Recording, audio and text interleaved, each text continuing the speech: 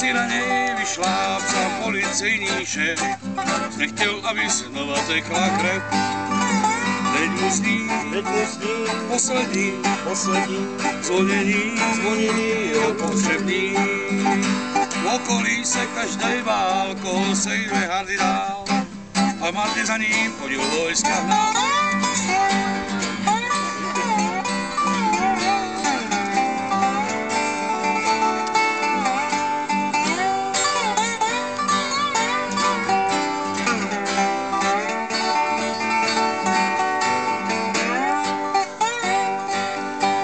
Hardy prostě neuměl bez pistole žít, pekle si dá na led a tam se cítí líp. Jeho sny se plouží za nocí častokrát, tam, co musel Hardy hlavy to obrat.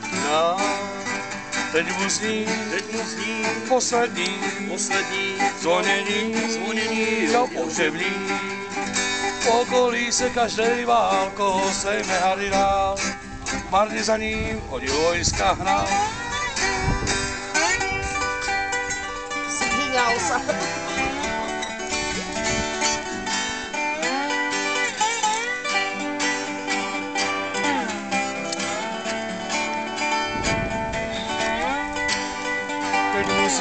Teď mu zní poslední zvonění o pohřební.